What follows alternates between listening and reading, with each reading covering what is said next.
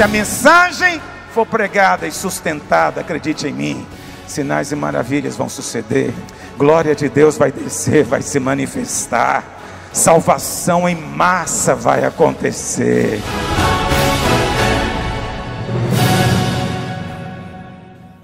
Eu gostaria de ler com os irmãos, puder projetar por favor, Colossenses 2, 9 e 10 diz assim: porquanto nele, esse ele aqui é Cristo, né? Porquanto nele, Cristo, habita corporalmente toda a plenitude da divindade, ou seja, toda a plenitude de Deus. Em outras palavras, Jesus Cristo é plenamente Deus, ele é plenamente homem e é plenamente Deus, ok? Essa compreensão, Jesus viveu na terra como homem, plenamente homem, cheio do Espírito, sem pecado, morreu na cruz como homem, uma vez que Deus não pode morrer, não é verdade? Mas ele é Deus, e na sua glória ele foi então designado Filho de Deus, como Paulo diz em Romanos capítulo 1, e ali então ele foi glorificado, ou seja, ele é como aquela semente que caiu na terra, mas depois brotou e floresceu. Essa é a glória dos filhos de Deus, ele é só as primícias, como ele nós seremos também. E o texto diz, também nele, nele habita a plenitude da divindade. Aí Paulo diz, também nele estais aperfeiçoados. É só essa frase que eu queria frisar com os irmãos, nele estais aperfeiçoados. Não é que vai ser aperfeiçoado, não é que está sendo aperfeiçoado. O texto diz, nele estais aperfeiçoados. Pastor, o que você quer dizer com isso? Eu quero dizer para você que existe um princípio na palavra de Deus, que eu chamo de princípio da obra consumada. Então, a ideia de muitos crentes, muitos pastores é essa: se eu me esforçar bastante, se eu for muito disciplinado, se eu for muito diligente, algum dia eu vou poder ser justo. Algum dia eu vou poder dizer, não, agora eu tenho uma vida santa. No entanto, Paulo diz aqui que se você está em Cristo, você já é aperfeiçoado. Em outras palavras, não depende do seu trabalho, não depende do tempo de convertido. Então eu me converti já tem 40 anos. O irmãozinho que acabou de converter agora, tem uma semana de convertido, ele já está aperfeiçoado. Eu tenho 40 anos, já estou aperfeiçoado. Porque não é a minha obra, é a obra que ele já fez na cruz. Eu apenas estou participando de algo que ele já realizou. Então é importantíssimo você ter essa compreensão, essa percepção, porque isso muda muito a sua postura em fé, sua atitude de fé. Por quê? Porque normalmente nós invertemos a ordem das coisas. Vou te explicar isso, preste atenção. Nós fazemos da obra consumada o nosso alvo. Mas o Novo Testamento diz que a obra consumada é o nosso começo. Entendeu a diferença? Muitos fazem da obra consumada da cruz o alvo dele. Então o alvo dele ainda é ser justo. O alvo dele ainda é ter vitória. Ele ainda está lutando para ter, quando a Bíblia fala que ele já é e já tem, por causa da obra de Cristo. Então, não faça da obra consumada na cruz de Cristo o seu alvo, mas começa nele. Supondo que a cruz é aqui, comece a partir daqui. Não faça disso aqui o seu alvo. Eu estava nos Estados Unidos, fui lá fazer um curso de inglês com a minha esposa, esse mês de janeiro, e estando lá, obviamente, a gente quer saber das coisas que estão acontecendo no meio evangélico, né?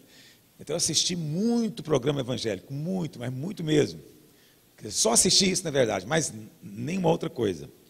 Lá tem uma TV a cabo com canais evangélicos, né, de todo tipo, e então canais que passa de meia em meia hora, é um pregador de uma mega igreja. Mas é interessante, ouvindo alguns pregadores tradicionais, e ouvindo um deles, ele dizendo o seguinte, que ele acha estranho as pessoas dizerem que já são salvas, porque ele é pastor, ele não sabe se ele vai ser salvo ou não. Ele não sabe. Por que os outros vão dizer isso? Você está chocado com isso? Pastor metodista. Não devia ter falado, né? Não é para ter falado isso. Meu Deus. Muito tradicional. Você é metodista ainda não? Não, nada contra, talvez tenha algum metodista aqui, fique em paz. Ô Marinho. Tem bem tradicional. Tem um pessoal liberal mesmo. Só parece católico, né? Tá piorando as coisas. Não, vamos mudar de assunto. Olha para cá. Não é o caso do nosso irmão aqui. Olha para cá. Não tem problema nenhum com ninguém. Não tem preconceito com isso. Mas assim, o pastor falando isso. É engraçado o pessoal falar que é salvo.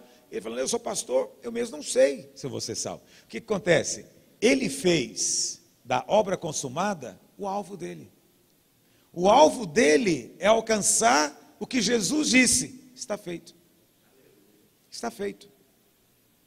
Agora, só para mostrar o tanto que você é julgador e hipócrita, é que você faz a mesma coisa com outros aspectos.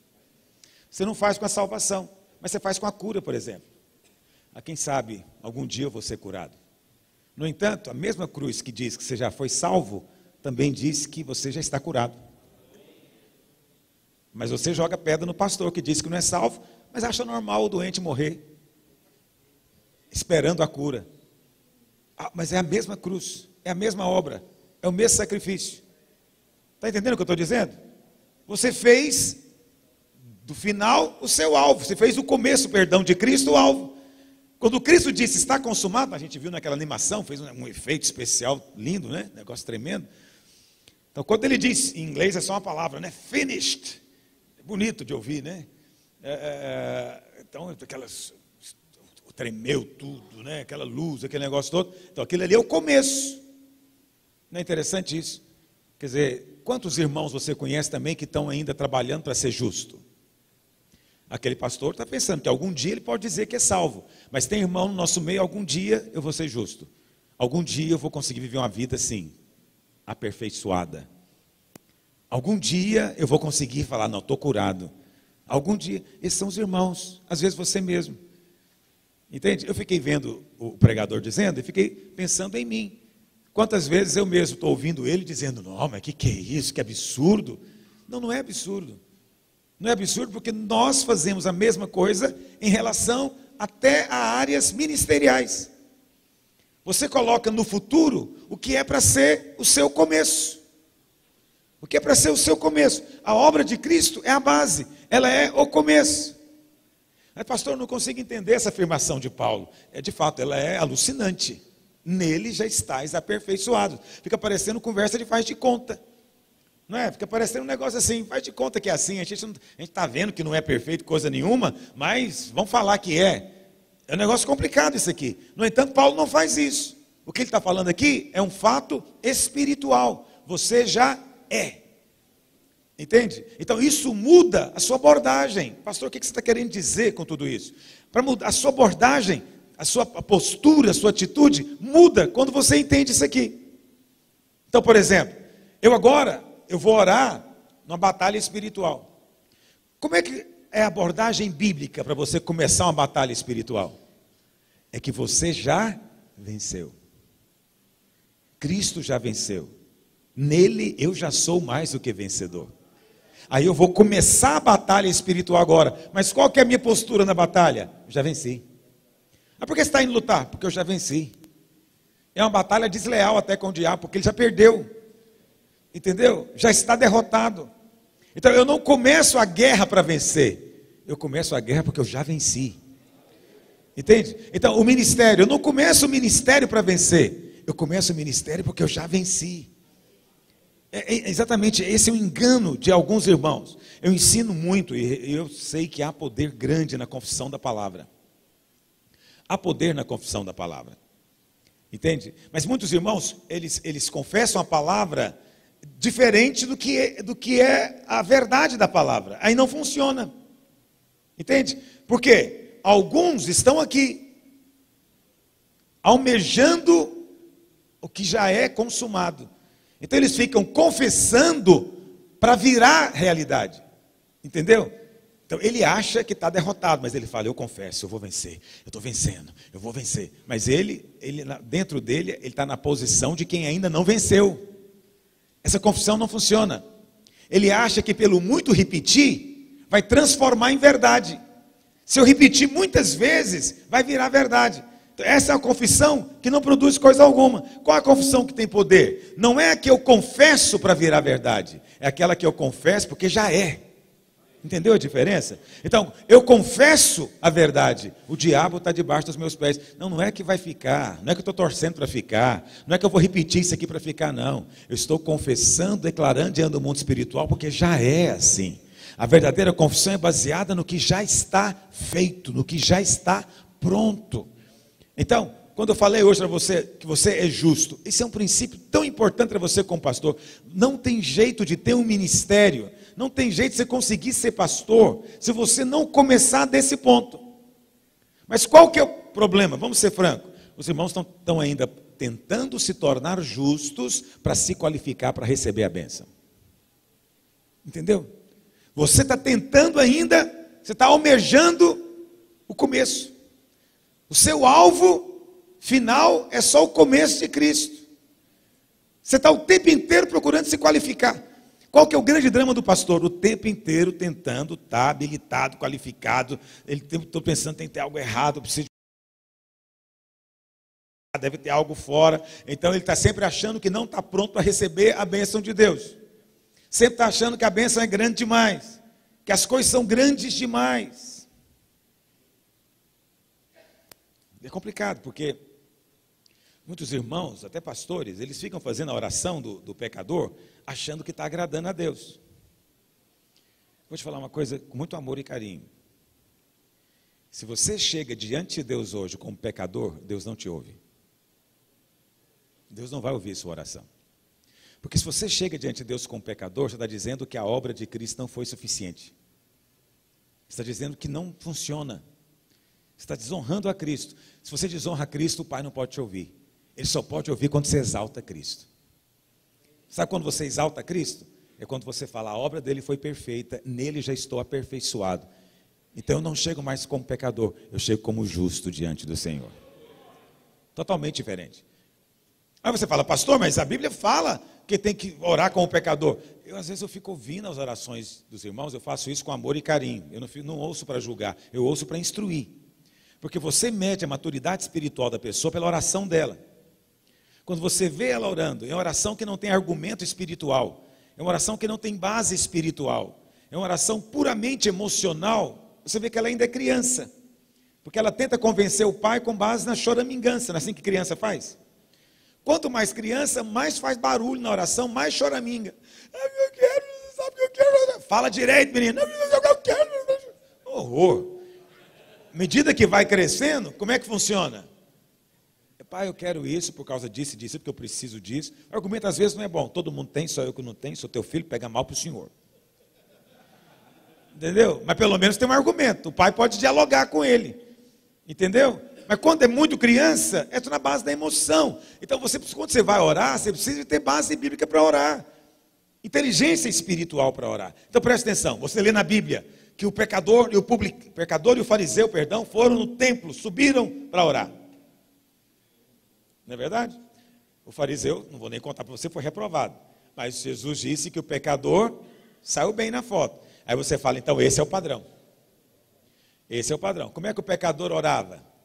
Ele batia a mão no peito, nem erguia os olhos para o céu e dizia, tem misericórdia de mim que sou pecador. Essa virou a oração oficial do crente. Todo crente quer orar assim, porque ele entende que essa é a oração agora padrão do Novo Testamento. Não é esse mais o padrão. Pastor, mas não tem que orar assim? Na primeira vez. Quando você era ímpio, você precisou de orar assim. Porque você tem que reconhecer que é pecador. Porque só pode ser salvo quem está perdido, só pode ser liberto quem está preso. Então você precisa reconhecer. Jesus, tem misericórdia de mim que sou pecador. Mas aí Jesus tem misericórdia. Ele veio e pá, entrou dentro de você. Ele fez de você o que agora? Um pecador perdoado? Não. O céu não é lugar de pecador perdoado. O céu é lugar de filho. Filho. Aí ele fez de você filho. Aí qual que é a sua oração agora quando chega diante do seu pai? O que Paulo diz, Romanos capítulo 8? Que o Espírito faz o quê? Ele clama, Abba. Abba. Oh, é totalmente diferente. Abba. Não é mais, oh, tem misericórdia, Jesus, tem misericórdia. Não, observa, analisa a sua oração. Eu ando meio cansado do tem misericórdia. Porque virou quase um hino oficial evangélico. Entende? Pastor, antes de pregar, tem misericórdia de nós. Pastor, antes de qualquer desafio de fé, tem misericórdia. Tudo é tem misericórdia. Por que você clama que tem misericórdia? Porque você tem consciência o tempo inteiro do seu pecado. Consciência o tempo inteiro da sua falta de merecimento. O tempo inteiro olhando para si. Mas o Novo Testamento já começa lá na cruz. Você está antes ainda, filho. Como é que você quer ser pastor vivendo aqui antes? Entende? O que é depois da cruz? É que agora eu sou filho. Então a minha oração agora é Abba. E filhos, bons filhos, sabem ser pidões. Bons filhos sabem pedir. Não tem constrangimento pedir. Filhos que são amados, sabem que são amados. E nosso Pai fala constantemente o quanto você é amado. Porque o Espírito de Deus testifica com o seu Espírito constantemente que você é filho. E não só que você é filho, mas que você é amado de Deus. Então isso deveria produzir em você o quê? Essa liberdade dos filhos de Deus. A liberdade de pedir. Então não é mais misericórdia. O clamor agora é Abba. O Pai está comigo. Eu sou filho. Eu sou de uma família muito rica. Meu pai é muito rico. O Senhor vai estar comigo nisso aqui. Outra postura de fé. Pastor, você é contra eu chegar chorando? Não, você está doendo, chora, pelo amor de Deus, não é? Se o negócio é difícil, chora para o seu pai. Mas não porque o seu pai não quer te ouvir. Não chora para tentar produzir compaixão no seu pai. Não precisa. Ele já te ama o suficiente. Só chora, você está doendo. Aí você está doendo, tudo bem. Você chora porque quando dói é bom chorar. O negócio é que tem gente que quer chorar porque ele imagina que chorando, Deus olha para ele e fala, estou gostando desse menino, eu acho que eu vou dar uma benção para ele. Ele está mostrando que agora é um menino bom. Ele é muito bonzinho. Entende? Então você na verdade está querendo ter o que diante de Deus? Justiça própria. Mérito próprio. Entende? Não tem nada demais você clamar por socorro. Entende? Ora, você está no meio de uma aflição, grita por socorro, grita pelo seu pai. Você acabou de cair, machucou, grita pelo seu pai. Tem alguém te ameaçando, querendo bater em você, grita pelo seu pai. O ladrão chegou, grita pelo seu pai. Nada de errado em você gritar pelo seu pai. Nada de errado em clamar, Abba, pai. Nada de errado em chorar diante do pai. Mas não faça isso para tentar convencer o seu pai. Você está convencido, ele é seu pai. Não precisa de convencê-lo mais. O braço dele não está encolhido. Ele não está resistente a querer abençoar. Mas ele só pode abençoar se você honra a Cristo. Você tem que honrar a obra da cruz. Entende? Se você não honra a obra da cruz, como é que ele pode fazer na sua vida? Vocês estão compreendendo o que eu estou dizendo? Então, você como pastor, você tem que ser alguém cheio de fé. Fé para realizar coisas grandes em Deus. Entende? Você não tem que realizar as coisas grandes na minha ótica, não. Na sua ótica. Na sua ótica. Esse negócio de grande é relativo. Entende? Lá onde você está, grande é uma coisa. Lá em outra cidade é outra coisa. Mas e daí? É o que Deus está colocando no seu coração. É o sonho que está dentro de você. Entende? É o desejo de que a obra de Deus avance ali. Pede coisas grandes para o Senhor. Mas fala. Fala. Quem crê, fala. Quem crê, conta o que vai acontecer. Se você não tem coragem de contar o que vai acontecer, porque não tem fé, na verdade. Não tem fé, na verdade. Porque fé é contar como já tendo sido feito. Já fui aperfeiçoado. Pastor, eu não consigo entender esse negócio de aperfeiçoado. Bom, eu costumo explicar da seguinte maneira. Quando uma criança nasce, ela é perfeita? Perfeita? Sim. Mas ela tem que ser aperfeiçoada? Tem. As coisas caminham juntas. É que você pensa que perfeito é algo que não pode ser em nada mais acrescentado. Não, na ótica bíblica não. Uma criança ela é perfeita e ela é aperfeiçoada. Então, apesar de ser perfeita, ela ainda não nasceu com os dentes, precisa de dente. Não é verdade? Então, apesar de ser perfeita, ela não sabe falar, vai ter que aprender a falar. Mas ela é perfeita. Ela tem pernas perfeitas, mas precisa ainda de aprender a andar. Isso tudo é aperfeiçoamento. Você está sendo aperfeiçoado. Mas em Cristo você já é perfeito, porque você já é filho. Agora, é preciso ter fé para confessar isso quando você acaba de pecar. É preciso ter fé de olhar no olho da sua mulher depois de se aprontar alguma com ela e falar, sou justo, santificado, filho. Precisa ter fé. Ah, precisa. Mas é nessa hora que se estabelece o padrão. Falar para o diabo quando você acha que o diabo está certo. Sim, porque você às vezes dá razão para o diabo, né? Eu até não aceito acusação não, mas dessa vez realmente eu errei. Realmente, você pode ter realmente errado, mas você não mudou sua condição, você é justo. Porque a sua justiça não depende do seu ato. Sua justiça depende da obra de Cristo. É que você acha que, veja, você está aperfeiçoado, mas o seu comportamento não é condizente com a sua perfeição ainda. Eu concordo com isso, mas você já é aperfeiçoado. Está me ouvindo? Então, com o tempo, o seu comportamento vai se adequar a isso. Vai se adequar a isso. O que eu preciso fazer? Tanto para você quanto para os demais. Apenas dê comida. O que eu tenho que fazer para uma criança que já é perfeita? Eu tenho que alimentá-la. Porque eu vou ser franco com você. Muitas coisas que você acha que você ensina para o seu filho, você não ensina coisa nenhuma. Você acha que ensina. Então você acha que ensina ele a andar. Na verdade, você deu comida para ele. Na época de andar, ele vai andar. Eu sei que é chato falar isso para um pai e para uma mãe que se esforça tanto, né? Para ensinar o menino a andar, mas eu quero dizer para você que ele vai andar. Ele está destinado a andar. Ele tem tudo para andar. Então ele vai andar. Você está cooperando para que isso aconteça com o menos sobressalto possível. Mas mesmo que você não coopere com nada, ele vai andar. Mas você fala, eu ensinei esse menino a andar. Não é verdade? Não, o que você fez foi simplesmente dar comida para ele. Eu sei que você acha que ensinou ele a falar. Não, você pode ter corrigido a pronúncia de alguma palavra que ele falou errado. Mas quando chega a época de falar, ele vai falar. Ele vai falar o que ele está ouvindo perto dele, ele vai falar. Porque ele já foi programado para isso. Então é uma criança que ele vai falar. O que você precisa fazer então? Alimentar. Se tem uma coisa cruel para fazer com a criança, é falar para ela, por que você não cresce, menino? Cresce. Tem algo mais chato do que isso? Cresce. Aí eu fico pensando, como é que eu faço? Eu vou esticar, subir em algum lugar, mandar alguém puxar minhas costas? O que eu faço para crescer? Você não tem poder sobre isso. O que você faz é alimentar-se. O que você tem que fazer hoje com o seu rebanho? Para de bater neles. Para de dar pancada no povo.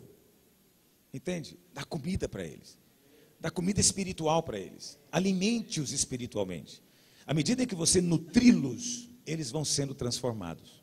Porque a comida espiritual tem esse poder. É mudança pelo metabolismo. Você ingere, introjeta, essa comida é metabolizada, vem a fazer parte de você. Cristo é a nossa comida. Quando você dá Cristo para eles, quando você fala de Cristo para eles, você está alimentando. Agora não se iluda, nem tudo que é pregado no púlpito é comida. Então uma coisa, os pastores que andam comigo há mais tempo sabem disso, que eu sempre me recusei, eu jamais falo de célula em culto. Jamais. Por que eu não falo de célula? Porque não é comida. Não é comida, pelo contrário, mata. Entende? Ah, mas tem que instruir. Não, a gente instrui, cria um curso, vai na sala, vai de 2 a 2, faz grupo discipulado, mas no culto eu dou comida. O que é comida? Cristo, só Cristo é comida. Se você der Velho Testamento sem Cristo, não é comida. É só lei. O único que é alimento é Cristo. Ele disse, eu sou o pão que desceu do céu. Então a sua pregação tem que ser cheia de Cristo e da obra de Cristo. Entende? Então faça uma avaliação do que você prega. Há quanto tempo você prega sobre o sangue de Jesus? Quantas vezes você fala sobre a obra da cruz? Você disseca sobre a ressurreição de Cristo? Você tem clareza de todas as implicações dessa obra? É isso que é alimento. Cristo, sua obra, Cristo, seu poder, Cristo pelo Espírito, Cristo presente, tudo isso é alimento. Mas presta atenção, quando você chega diante da igreja para ensinar para ele como é que ele deve se formar, deixou de ser alimento. O que é uma coisa muito comum. Nós gostamos muito de ensinar para as pessoas como é que é o segredo para ter um casamento feliz. 10 passos de como prosperar. Aí nós achamos que isso é alimento. Pode ser que não seja, se não tiver Cristo. Os irmãos já perceberam que eu evito muito esse negócio? Procuro pregar o texto bíblico. Porque endossamento não tem isso. Não tem fórmulas. Tem uma pessoa. Entende? Você não tem que aprender métodos. É uma pessoa. É tudo uma questão de relacionamento. Mas nós gostamos de fórmulas. Gostamos de sistematizações. Quanto mais sistematizado, mais a gente acha que o negócio está evoluindo. Pelo contrário, quanto mais sistematizado, mais humano se tornou. Entendeu? Porque o segredo de tudo é o seu relacionamento com o Pai. Você é filho. Nutra-se dele. Amém, meus irmãos? Bom, vamos voltar para cá. Se a obra consumada é o está consumado que Cristo disse, deve ser o nosso começo. Se isso deve ser o nosso começo, e não o fim, como muita gente às vezes transformou, então eu gostaria de mostrar 3, poderia ser mais de 3, eu escolhi 3. 3 coisas que Jesus disse depois que ele ressuscitou. Por quê, pastor? Porque a vida cristã começa aqui, no Cristo ressurreto. Eu não estou dizendo que o que Cristo falou antes não tem importância, não. Tem importância, é só para ilustrar. Para ilustrar para você. Entende? Todo o ensino de Cristo é alimento e é palavra de Deus, tem que ser vivido. Estou apenas dizendo que a sua vida cristã começa no estar consumado. A sua experiência cristã começa aqui na obra da cruz. O centro é a cruz. Agora, isso vai refletir-se não só no aspecto seu de comportamento, de vida prática no seu dia a dia, mas acima de tudo no aspecto ministerial. O que aconteceu? 3 coisas que eu quero mencionar lá em João. Primeira delas, João 20, verso 19. Jesus ressuscitou domingo de manhã. E aí ele encontra com os discípulos no caminho de Emaús. Bom, isso está descrito lá em Lucas, mas é o mesmo evento. Ele encontra os discípulos no caminho de Emaús, chega para os discípulos e fala: escuta, o que vocês estão conversando? Quais são as novas? Eles dizem: peraí, você é o único que mora aqui em Jerusalém, não sabe o que aconteceu? Que o justo Jesus foi morto, tarará, tererê. E aí a Bíblia fala que Jesus fala para eles, andando pelo caminho, vai discorrendo todo o Velho Testamento, mostrando para eles o que estava escrito lá a respeito dele próprio, Cristo, no Velho Testamento. Isso é um negócio poderoso. Esses dias, eu sempre respondo perguntas de manhã. E alguém fez uma pergunta interessante esses dias. Perguntou o seguinte: por que todo mundo que encontrou Jesus depois de ressurreto não reconheceu ele? Será que ele ficou diferente? Será que o corpo dele era diferente? A fisionomia ficou diferente? Essa pergunta é ótima. Então ela tem muitas respostas, porque eu já vi, essa pergunta, obviamente, ela é muito recorrente nos livros de teologia, nos comentários bíblicos, e eu já li muitas respostas interessantes disso. Uma das que eu mais gosto, um comentarista muito sério, ele diz o seguinte: Maria não reconheceu Jesus, achou que era o jardineiro, porque seus olhos estavam cheios de lágrimas. É poético isso, né? O problema é que você ouve com o ouvido, não é com o olho, né? Então, enquanto ela está chorando e ela está conversando com Jesus, já dá para ela reconhecer a voz. Mesmo no escuro, concorda comigo? Porque tem certas vozes que são inconfundíveis. E quanto mais você gosta da pessoa, mais você memoriza a voz dela. Essa é uma possibilidade. Aí outros falam: não, Jesus apareceu para os discípulos ali na praia, Pedro estava ali pelado, pulou na água, mas é porque estava muito longe, não deu para reconhecer. Então sempre tem uma desculpa natural, mas eu prefiro enxergar a palavra de Deus com a ótica espiritual. O que acontece, na minha opinião, o Senhor Jesus antes era conhecido na carne, agora ele só pode ser conhecido no Espírito. Então é preciso ter revelação no Espírito. Mas a segunda razão, na minha opinião, é esse texto. Esse texto de Lucas é muito interessante porque, enquanto eles vinham andando pelo caminho, Jesus poderia falar para eles dos milagres que ele fez, poderia estar falando das obras que ele realizou, porque imediatamente eles iriam identificar Jesus. Mas Jesus veio contando para eles tudo o que estava escrito a respeito dele na palavra, nas Escrituras. A Bíblia fala que eles foram andando então, e aí entraram na casa. E aí vamos ler em João 20, verso 19. Ao cair da tarde daquele dia, o primeiro da semana, trancadas as portas da casa onde estavam os discípulos com medo dos judeus, veio Jesus, pôs-se no meio deles e disse-lhes: paz seja convosco. Bom, não é aqui nesse texto, é em Lucas que diz que quando eles chegaram na porta da casa, aí os olhos deles se abriram, e eles viram que era Jesus. Então não é olhos naturais, é espirituais.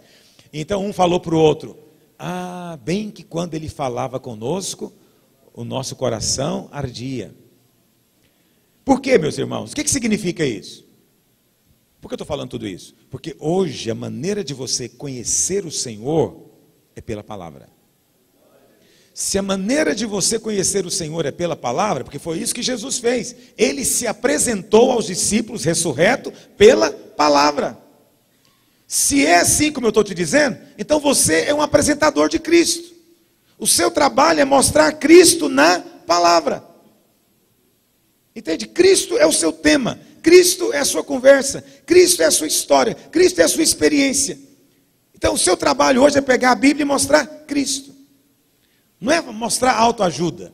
Não é mostrar como fazer isso ou como fazer aquilo. Mas é mostrar Cristo, porque tudo é por meio dele.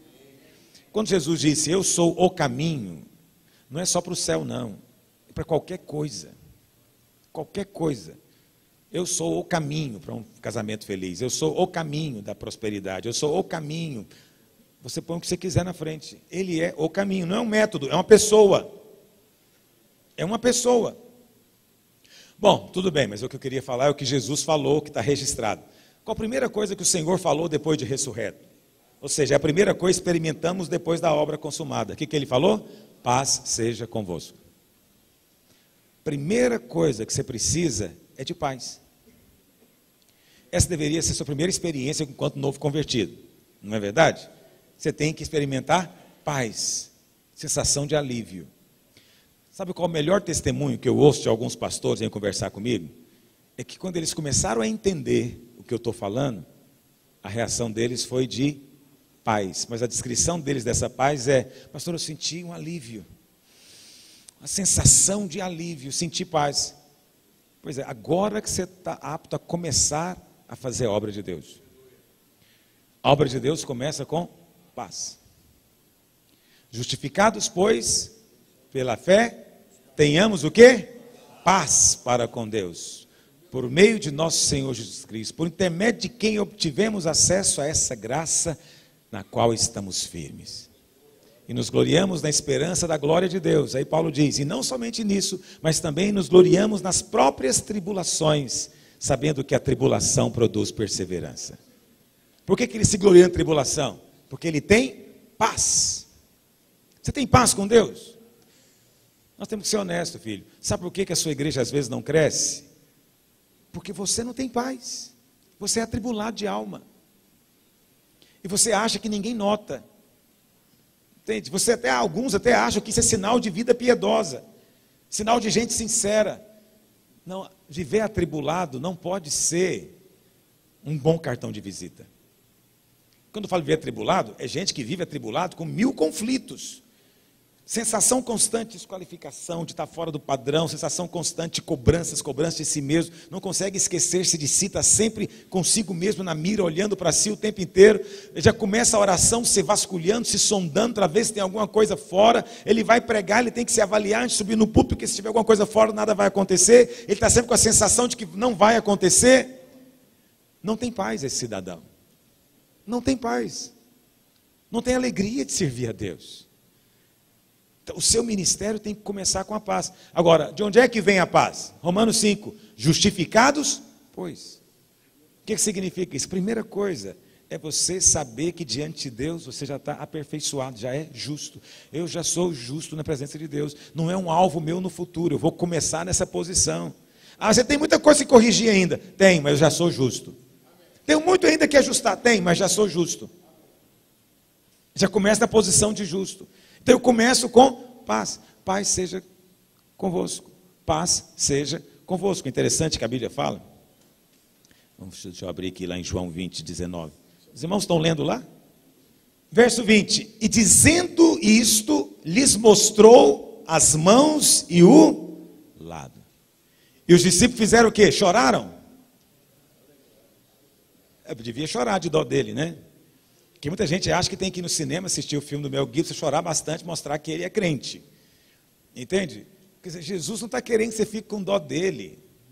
A questão não é sentir dó, é saber o que aconteceu. Quando você entende o que significa as mãos, né, os cravos nas mãos e a lança do lado, quando você entende o que isso significa, o resultado é paz e alegria. É por isso que o reino de Deus é o quê? Quem se lembra?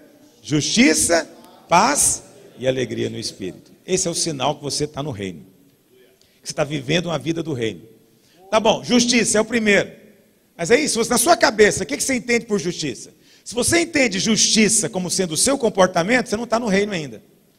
Porque Paulo diz que a justiça agora do Evangelho não é mais seu comportamento, é o dom da justiça. Os que receberam a abundância da graça e o... Então, o reino de Deus é justiça, é essa justiça, Cristo. E essa justiça produz paz e alegria. A base de sentir paz e alegria são os cravos nas mãos, é o perdão da cruz, é a obra da cruz, é o que já foi realizado. Aí quando você medita nisso, quando você prega sobre isso, o resultado tem que ser uma sensação de alívio, de paz. Posso viver a minha vida cristã com alegria. Entendeu o que eu estou dizendo? É muito importante você pregar em paz. Você tem que pregar em paz. Eu não sou tão preocupado que a sua pregação seja profunda, extraordinária, que eu nem preocupo com a minha, inclusive, tem que ser assim. Não sou preocupado com isso. Eu só sou preocupado com o seguinte, que tenha vida, vida, vida. Vida é realidade. Você não sabe explicar o que é, mas você sente quando tem.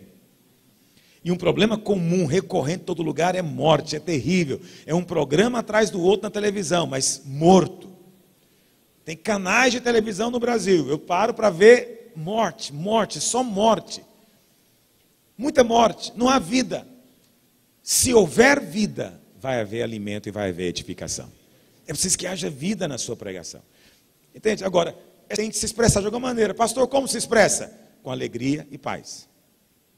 Alegria e paz. O melhor elogio que eu recebi na minha vida, na minha opinião, foi de uma moça que se converteu e ela foi para Israel comigo, e lá na viagem, muita ocasião para conversar, ela falando, pastor, vou falar uma coisa para você. Eu sempre fico olhando para você e fico pensando o que é que você tem de especial. Eu falo, nada de especial. Ela falou, pois é, também concluí isso, tem nada. É muito bom quando você fala, quando o outro fala é chato pra caramba. Mas tudo bem. Quando a gente mesmo fala que não presta, tá bom, mas quando o outro fala, você fala, mas peraí, não é assim também não. Mas aí ela concluiu, ela falou, pois é, não tem nada diferente em você. Ela falando, mas Deus me mostrou o que é que tem em você. Ela falou, quando olho para você, nos seus olhos, você me passa a imagem que você é uma criança. Não é que ela estava dizendo que eu era infantil, não é isso. Mas que eu tinha atitude de criança. Eu olhei para ela e falei, a melhor coisa que você podia me falar é isso, porque o reino dos céus é daquele que é criança. Agora, quem que é criança? Criança é aquela que não lembra dela mesma. O olho dela brilha, porque ela é cheia de paz e de alegria. Então o olho dela brilha. Então você precisa de ser alguém que esteja pregando, esteja aconselhando, esteja onde for, você está cheio da vida de Deus. Você não está mais assombrado com medo de juízo, com medo de cair um castigo do céu na sua cabeça. Entendeu? Você está com a expectativa de coisas boas. Qual que é o problema? É que você vai viver com alguma expectativa. Muitos de nós vivemos com a expectativa do mal, o tempo todo. A expectativa de que vai ter punição, de que vai ter pancada, de que vai ter juízo. Ele vive nessa expectativa. Quem vive nessa expectativa está sempre com o olho embaçado. Está sempre cansado, porque a alma dele cansa. E tudo para ele fica cansativo. Mas quando você tem expectativa de coisas boas, você fica esperando que coisas boas vão acontecer. Entendeu? Eu tenho santas expectativas. Tem dia que aumenta mais do que outros. Ontem o Cristo estava aqui na minha reunião, apareceu um cidadão querendo me vender um imóvel, né? Acho que ele fica assustado. Chegou aqui, fulano está aí, queria falar com você. Deixa entrar. Não, eu queria vender um imóvel para você. É mesmo? Quanto que é esse imóvel que você está querendo vender? 100 milhões. Eu olhei e fiquei pensando. Essa vida realmente é maravilhosa. O cara, ele olhou para mim e falou, esse cidadão tem dinheiro. Ele olhou e falou, tem. Vou lá vender para ele isso aqui de 100 milhões. Aí ele perguntou, pastor, eu quero saber, você está interessado ou não está? Falei, rapaz, interessado até eu estou. Mas se eu te falar que eu não tenho nenhum centavo, não tem nem como te falar nada. Faz uma proposta. Como é que você faz proposta num negócio desse tamanho? Não tem que fazer nada. Mas presta atenção. Se você vive na expectativa de coisas boas, você fica pensando, por que será que Deus permitiu esse cidadão aparecer aqui? será que é o diabo que está querendo me dar algo de 100 milhões? Não, não deve ser Deus. Então Deus está querendo me abençoar. Eu sou desse tipo, eu já fico alegre. Eu falo, então Deus está com planos a meu respeito. Alguma surpresa pode vir a acontecer por aí. É só isso que eu quero saber. Eu falo, tá bom, interessado eu estou. Presta atenção, eu estou falando de expectativa. Entende? Tem gente, depois de ouvir uma proposta dessa, ele fica deprimido. Eu não me divirto. Sabe por que eu me divirto? Porque eu sei que Deus tem pensamentos bons. Então, há uma santa expectativa. Qual que é a sua expectativa? A primeira palavra do Senhor foi, paz seja contigo. Tem que ter paz no seu coração. O púlpito tem que ser um lugar de liberdade para você. Você não tem que ser nenhum comediante, você não tem que ser uma pessoa extrovertida, nada disso. Só tem que ter paz. Você sabe quem tem e quem não tem. Você sabe, quem tem paz é alegre. E eu me divirto muito. Se você pegar meus CDs de pregação, eu tenho o costume de responder perguntas aqui. Né? Minha esposa, ela fica no banco lá, sempre, né, me regendo, né? Então ela fala...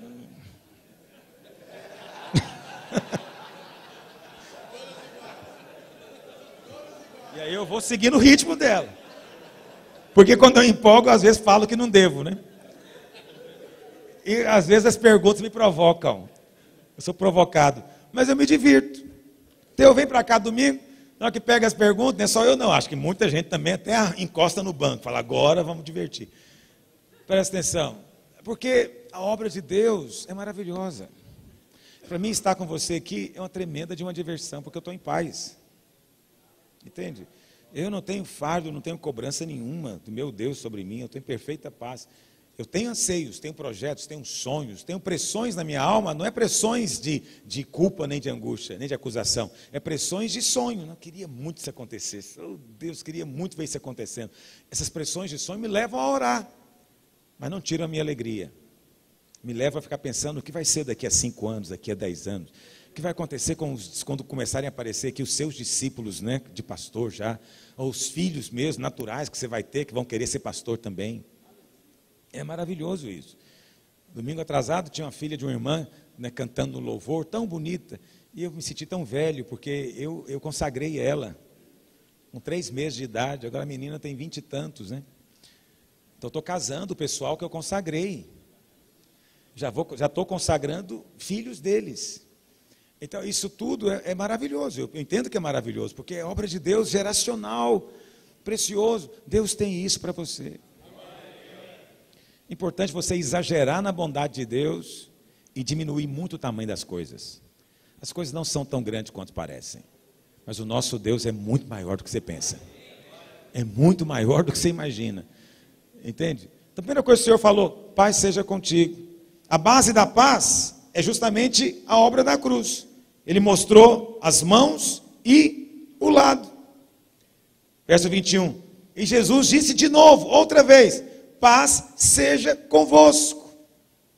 Então tudo começa com paz.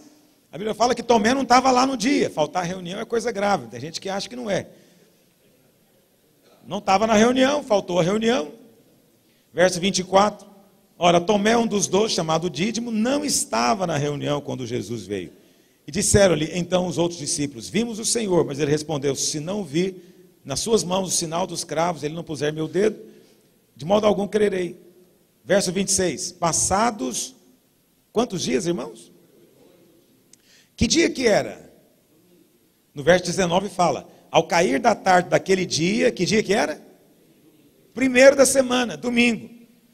Foi a primeira vez que o Senhor apareceu. Segunda vez que ele apareceu foi que dia? Domingo de novo. Você está entendendo? Tem uma pista aí, por que você faz culto domingo? É sério. Eu estou te contando, teologicamente. Então, ele aparecia aos domingos. Você pode falar para a igreja, domingo que vem o Senhor vai estar aqui também. Apareceu para Tomé. Interessante, porque, verso 26, estando as portas trancadas, Jesus veio e se pôs no meio deles e falou o que de novo para eles, irmãos?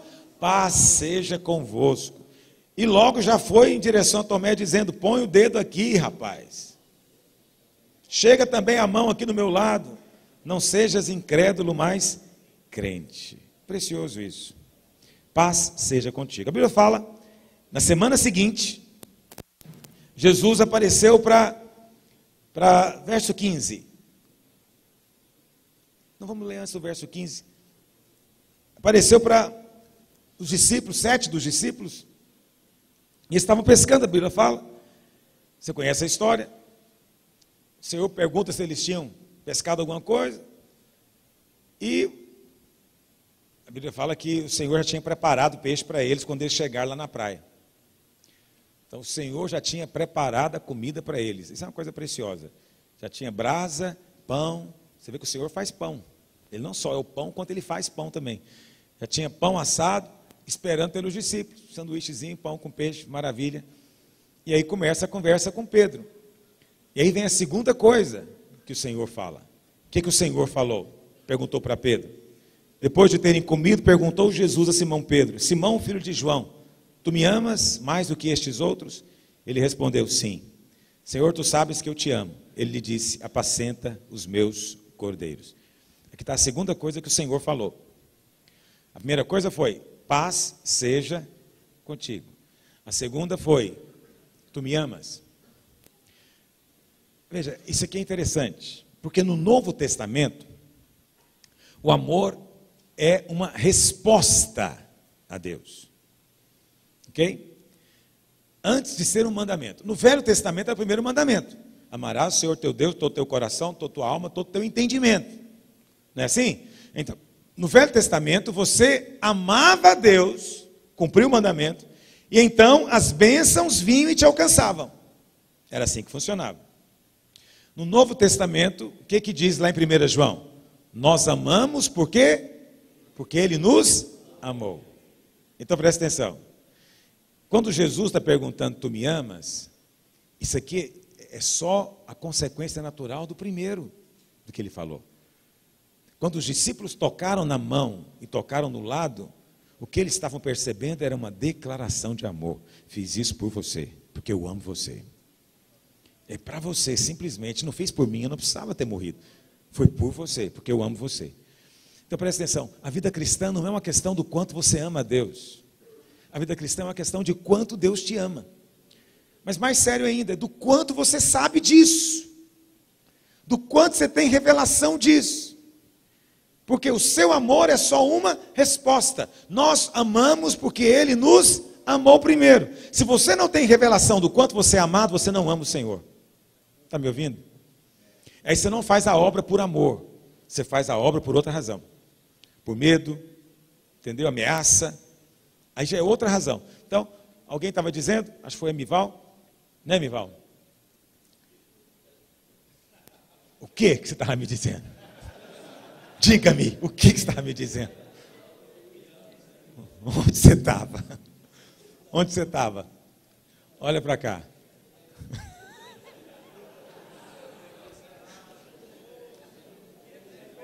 Ele estava me dizendo o tanto que ele é amado. O tanto que é amado. Quando você tem essa clareza do quanto você é amado, o seu ministério é transformado.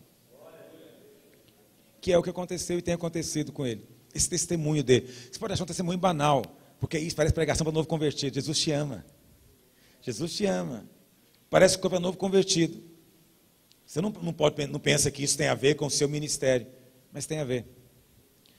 Pastor que se sente amado, sente-se privilegiado.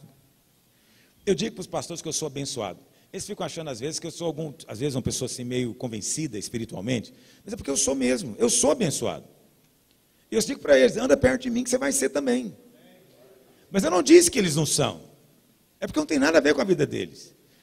Eu só falo o seguinte, eu sou. Eu falo para minha mulher, você deu sorte mais de casar comigo. Porque eu sou abençoado. E ela fala, e você deu 2 vezes mais. Eu falei, dei mesmo, porque eu sou abençoado, Deus só me dá gente boa também. Então nós ficamos numa santa disputa a ver quem é mais amado lá em casa. Entendeu? Mas esse espírito é chave. Por que é chave? Porque isso traz paz e alegria. A paz e a alegria é resultado disso, de quem se sente amado. Quem não se sente amado está sempre se sentindo ameaçado, sempre achando, o povo vai me largar. Ei, esse pastor que anda em pânico do povo largar ele, que inferno que é a vida dele.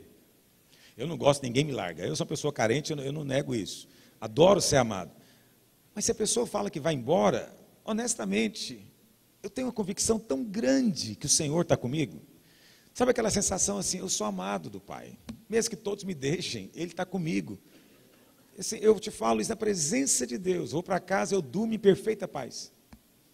Perfeita paz. Faço o que eu posso para o sujeito não sair. Negocio, abro mão, faço o que o sujeito quer, tento o máximo que eu posso. Mas no final ele fala, eu não quero, não gosto de você, quero ir embora. Amém. Eu não vou para casa angustiado, eu falo diante de Deus. Porque há um senso, eu sou amado. Eu sou amado. E o Senhor já me falou tantas vezes, para cada um que for, vou te dar mais 7. Então, quando um vai, eu falo, opa, vai crescer agora, o negócio vai avançar. Entende? Porque é uma sensação de que eu sou abençoado. Eu sou abençoado quando lido com dinheiro, eu sou abençoado quando lido com pessoas, eu sou abençoado quando eu leio a palavra, eu sou abençoado porque a palavra se abre diante de mim, eu sou abençoado porque eu posso falar, eu sou abençoado porque tem gente que quer me ouvir. Tem bênção maior do que essa? Você tem também que falar isso para a sua igreja. Você é abençoado, viva como abençoado, ande como abençoado, porque você é. Presta atenção, você não está aqui não, ó. Tem gente que está aqui, orando para ser abençoado. Não, você vai começar aqui na obra consumada. Eu já sou abençoado com toda sorte e bênção espiritual. Aí eu começo aqui, ó. Eu sou abençoado que está começando agora a obra de Deus. Ah, mas quem é abençoado? Não, quem é abençoado, às vezes acontece coisa aparentemente ruim. Eu gosto sempre do exemplo de José. A Bíblia fala que ele foi vendido como escravo, mas ele era abençoado. Foi vendido para de escravo aonde? Na casa de Potifar. Eu sempre falo, é uma grande bênção ser escravo de rico. Escravo de pobre é um inferno. Não é verdade? Imagina, o cara nunca teve um escravo na vida, vai ter o primeiro agora. Ele vai oprimir esse escravo, ele vai trabalhar enlouquecidamente. Agora não, vai ser escravo na casa do Potifar, o cara já tem mais de 100 escravos. Se ele é um bom escravo, vai virar um gerente escravo. Ah, mas ainda é escravo, mas é abençoado. Aí daqui a pouco tem uma calúnia, a mulher maligna calunia o cara vai preso injustamente. Parece que não é bênção, mas a Bíblia fala, o Senhor é com ele. Ele vai para a cadeia, na cadeia ele é abençoado. O carcereiro entregou tudo para ele, só não deu a chave da prisão, o resto é por conta de José. É abençoado. Em todo lugar que ele esteve, ele era abençoado. Não importa onde você está, não importa o tamanho da cidade, não importa nada disso. Não importa nada disso. Eu louvo a Deus, eu lembro, muitos anos atrás, eu não sei se esse irmão é vivo ainda, o Larry Lee, acho que ele já morreu. Ele era pastor de uma cidadezinha no interior do Texas. A cidadezinha tinha 6 mil habitantes. A igreja dele tinha 11 mil membros. Por quê? Porque vinha gente de outra cidade ser membro da igreja dele. O pessoal pegava o carro, ia para outra cidade para ser membro da igreja. Então a igreja era maior do que a cidade. Porque é abençoado. E daí? O que é testemunho maior? É um desse ou se tem uma igreja de 11 mil membros lá em São Paulo? É maior um desse. Então preste atenção, não se compare com os outros, nem olhe para os outros. Apenas ande o seu caminho dizendo, eu sou abençoado. O que vai acontecer comigo? O que o Senhor vai fazer aqui? Ande nas ruas da sua cidade dizendo isso, eu sou um abençoado. Fale para as pessoas, envolva a igreja nas suas coisas, porque a nossa igreja é abençoada. Nós somos um povo abençoado, você vai ver isso. Apenas diga isso para eles, porque é verdade, já está escrito. Você já foi abençoado com toda sorte e bênção espiritual, por causa da obra consumada. Uma vez você se sente amado, a sua resposta é amar. Por isso o Senhor te pergunta, tu me amas? Obviamente a sua resposta é sim, Senhor, eu te amo. Aí o Senhor diz no verso 22, o que ele diz?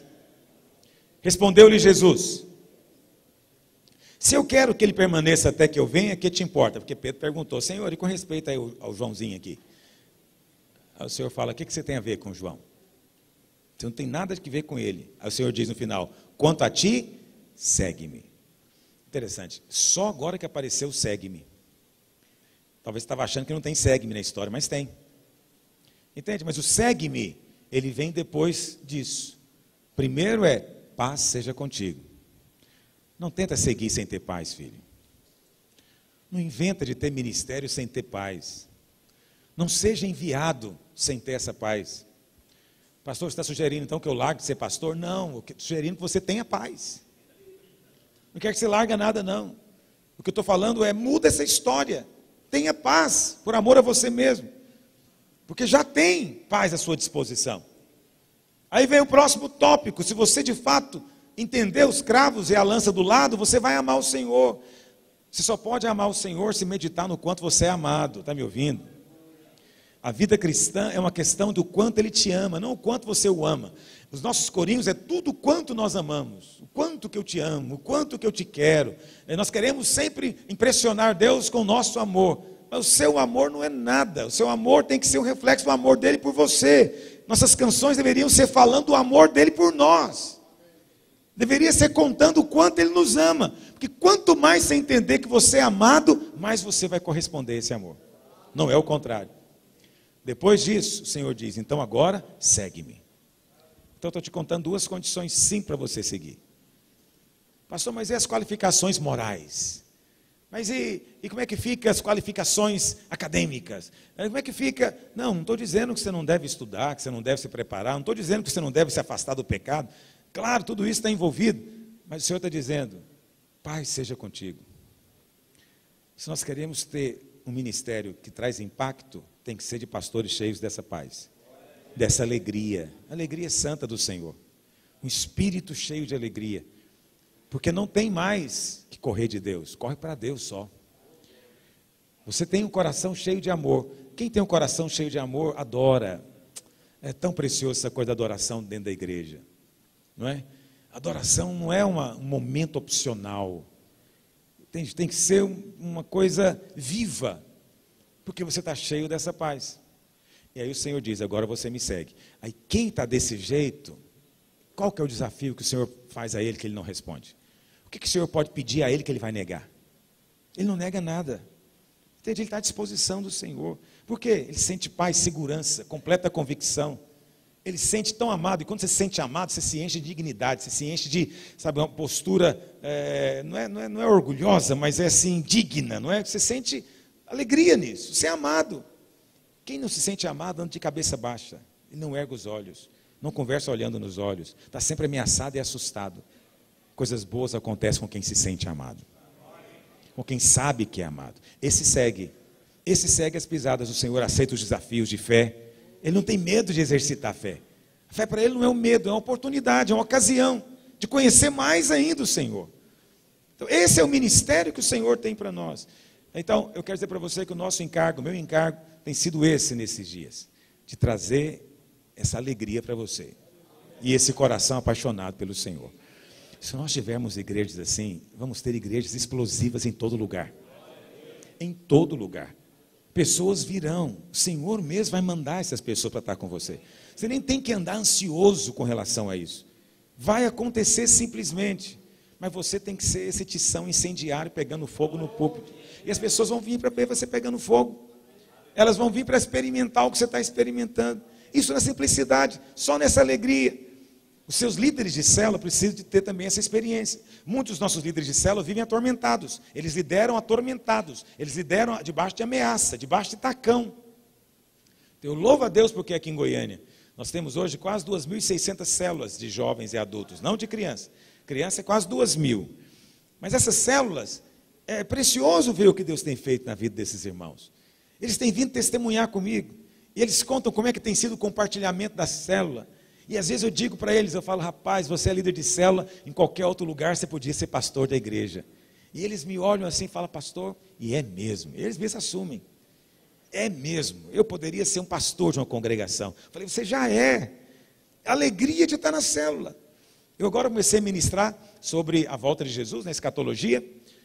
Eu não falei isso no começo da reunião, deixa eu falar agora enquanto estou me lembrando. Nós vamos fazer a nossa campanha de 21 dias, orando pelo Brasil. Porque as pessoas falam, está debaixo de juízo. Então, se está debaixo de juízo, não tem muito o que orar. Porque você vai mandar Deus parar de fazer o que Ele está fazendo?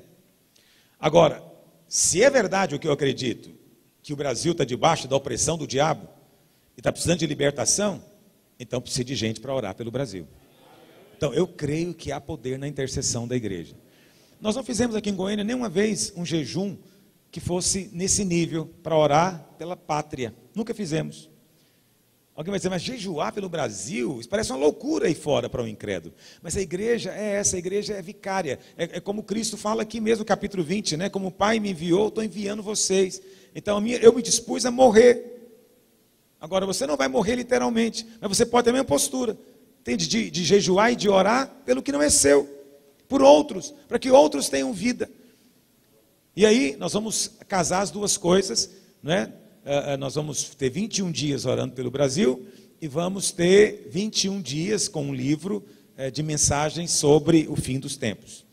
Então eu comecei a ministrar já sobre o fim dos tempos e comecei com Mateus 25 e eu falei tudo isso a propósito desses líderes de célula, eles me testemunhando o quanto as células deles estão lotadas de gente. Só tem 2 quartas-feiras que eles estão fazendo isso, mas a célula lotada. Eu conversei com um irmão esses dias, a célula dele normalmente tinha 10, 12, aí nas 2 últimas tinha 20. Todo mundo com boletim na mão, todo mundo lendo junto, todo mundo querendo participar, e essa alegria do líder. Presta atenção, se você não tiver líderes como você, cheios de paz e de alegria, que amam o Senhor e que o segue, a obra não vai acontecer. Não haverá impacto espiritual nenhum. Então, é muito mais do que ter uma estrutura organizada, grupos acontecendo. Não, é gente cheia de alegria fazendo isso. É muito mais do que fazer, é fazer com alegria, é fazer em paz, entende? Sem estar atormentado. Vamos lançar fora todo o tormento do diabo nesses dias, em nome de Jesus. Vamos fazer do fim de Cristo o nosso começo. Quando ele disse, está consumado, esse é o seu começo. Essa é a base da sua obra. Quantos dizem amém?